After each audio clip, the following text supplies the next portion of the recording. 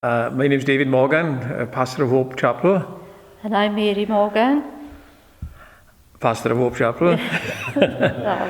We come here as a joint pastorate, and we've been here for 4.5 years. And then we've seen ourselves in the middle of a building work, which is building the actual building itself and also kingdom building. And we've seen a lot of fruit. It's a lot of commitment, a lot of hard work by the congregation as ourselves. But we're seeing things happening, we're seeing things moving.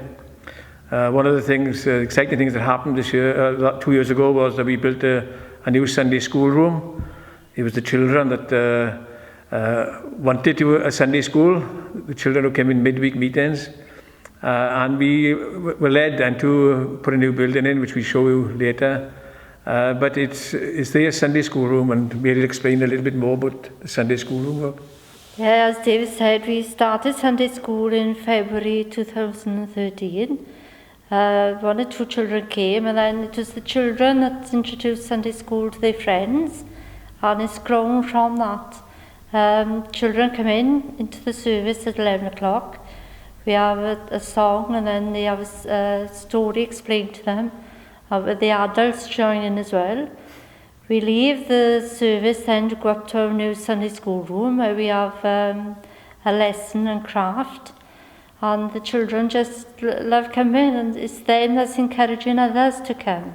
So one of the other things that we've opened the church up with then was on a Tuesday afternoon, we opened up for a coffee afternoon, and coffee, teas and cakes, and the tables as they're laid now at the moment. We have people from outside of the church, people who are on the fringe of the church. They'll come into the meeting.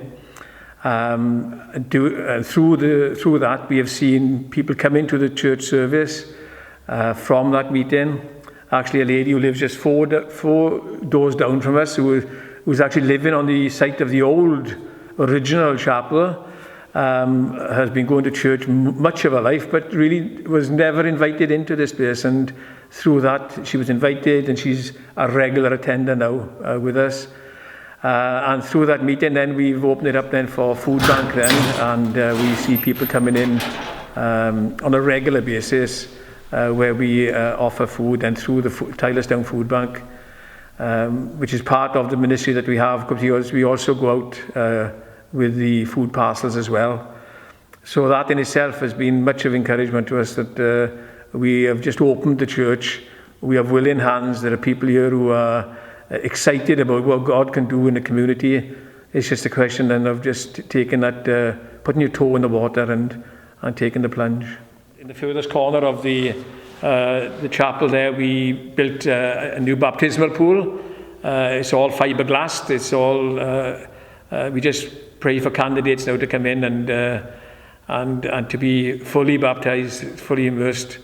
We have had baptisms over Easter, and we have had 9 people who have come through the pouring on of water. 2 years ago, we did a fun day in the park which included other churches. But this year, we've decided now to do a fun day just on our own. We're having a bouncy castle and face painting, refreshments, different games within the park. And there's a minimal cost for the face painting and refreshment, but the bouncy castle will be free to draw the children in and to be their treat, as it were, for attending and being faithful to their Sunday school. So we're looking forward to that and praying that it'll be an encouragement that other churches will take on board, that, you know, where there's a will, there's a way. There's always a reason we can give to have families being drawn to a church. They don't have to come into the building, but we can provide for them outside and show them that we're human. It's just that we've got a faith in Christ. Of future vision with the church and the work that we find ourselves with the children, working with the children, we see in age groups fragmented, and we are very concerned about the teenagers. Through the far end of the chapel, through the kitchen area, we have an area where we are able to put a shall we say, a conservatory effect. And I think that way then we could split the Sunday schools up. We have the one which is upstairs, and we could have perhaps the older ones up there which have got quieter feet.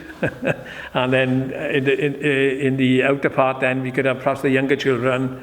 Also then we can open it from the rear end of the church and then allow us to use that room as well then for coffee, for a day room where we might have, we're talking about creche, young mothers coming in.